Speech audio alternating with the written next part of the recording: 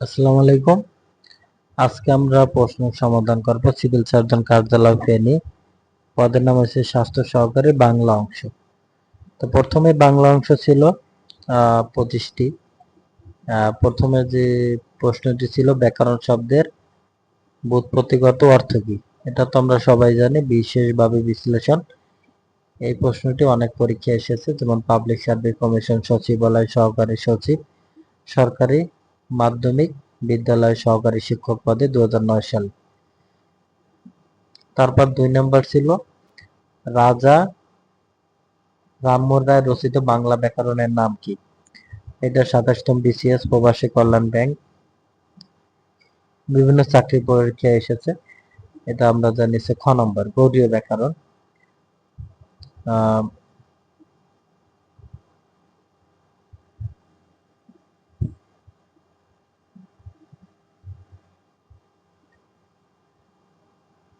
1833 সালে এই প্রশ্নটি যদি আসে থাকে যে কত সালে রাজা রামমোহন রায় গৌড়ীয় ব্যাকরণ নামে বাংলা ভাষায় বাংলা ব্যাকরণ রচনা করে। এটা হচ্ছে 1833 সালে রাজা রামমোহন রায় গৌড়ীয় ব্যাকরণ নামে বাংলা ভাষার ব্যাকরণ রচনা করেন।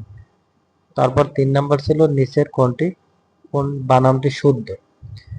এটা হচ্ছে ময়ূরসুকারের মু, হয় দীর্ঘকারের হু, তয় রফলা, লাস্টেরটা উত্তর।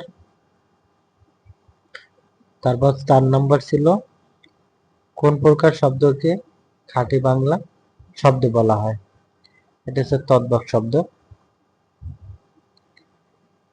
তারপর 5 নম্বর ছিল কোন শব্দটি পুরুষবাচক শব্দ নেই। এটা তো আমরা জানি কোলটা। তারপর 6 নম্বর ছিল নিচের কোন পদটি বিশেষ্য নয়। এটা তো স্বয়ং হচ্ছে একটা সর্বনাম পদ। তারপর 7 নম্বর ছিল আল মাহমুদের রচিত কাব্য গ্রন্থ কোনটি। এটা হচ্ছে সোনালী কাব্য। সোনার তরী হচ্ছে রবীন্দ্রনাথ ঠাকুরের। উত্তর হবে ক। তারপর 8 নম্বর ছিল কোনটি মুক্তিযুদ্ধ ভিত্তিক উপন্যাস। এটা হচ্ছে উত্তর হবে গ, জ্যোৎস্না ও জননীর গল্প। তারপর 9 নম্বর হচ্ছে কবর ও কবর। কবর কবিতা, কবর নাটকের রচয়িতা। কবর কবিতা তো লিখেছে আমরা জানি জসীমউদ্দিন, কবর নাটক লিখেছে মুনীর চৌধুরী। তারপর পৃথিবী শব্দের সমার্থক নয় কোনটি। এটা তো হবে গগন। গগন মানে হচ্ছে আকাশ।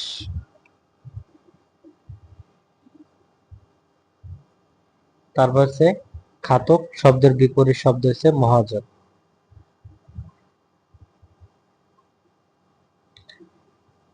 খাতক অর্থ ঋণী, অদমরণ বা দেনাদার, যে মহাজনের নিকট থেকে টাকা কর্জ করেছে।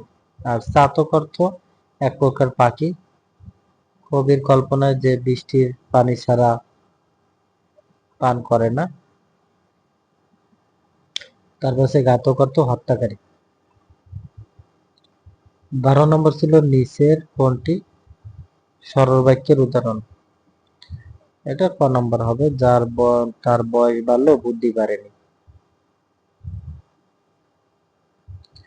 তারপর হচ্ছে 13 নম্বর হচ্ছে ষড়ঋতু শব্দের সন্ধি বিচ্ছেদ হবে সর্জক ঋতু, ক নম্বর। তারপর হচ্ছে বক্তৃতা সংলাপের জন্য কোনটি বেশি উপযোগী। এটা চলিত ভাষা। তারপর হচ্ছে যুক্ত বর্ণটি কিভাবে গঠিত হয়েছে। এটা যোজক নিয়োগ, ক নম্বর। 15 নম্বর। তারপর হচ্ছে 16 নম্বর হচ্ছে ডাক্তার ডাক। ডাক্তার ডাক কোন কারকে কোন বে। এটা হচ্ছে কর্মকারকে শূন্য বিভক্তি, অনেক পরীক্ষায় এসেছে এটি।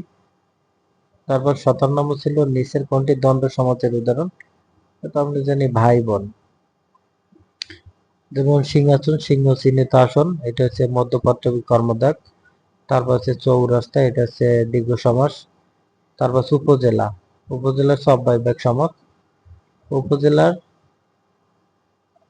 জেলার সদস্য উপজেলা, এটা হচ্ছে অব্যয়বাচক সমাস। তারপর 18 নম্বর ছিল কোন কবি বাংলায় অমিতাক্ষর ছন্দের প্রবর্তন করেন। এটা হচ্ছে মাইকেল মধুসূদন দত্ত।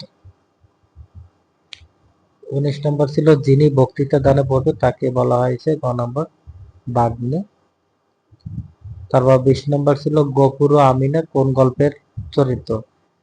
এটা মহেশ, উত্তর হবে মহেশ। মহেশ গল্পটি যারা পড়েছে তারা উত্তরটি জানতে পারবে। তারপর রয়েছে 21 নম্বর, নিচের কোন শব্দটি ফরাসি থেকে বাংলা ভাষায় এসেছে? এটা হবে রোজা। তারপর হচ্ছে 22 নম্বর, কপোত শব্দের সঠিক অর্থ কি? কপোত শব্দের সঠিক অর্থ রয়েছে কবুতর। 23 নম্বর ছিল নিচের কোন বাগধারাটি ভিন্ন অর্থ বহন করে? এটা হচ্ছে অমাবস্যার চাঁদ।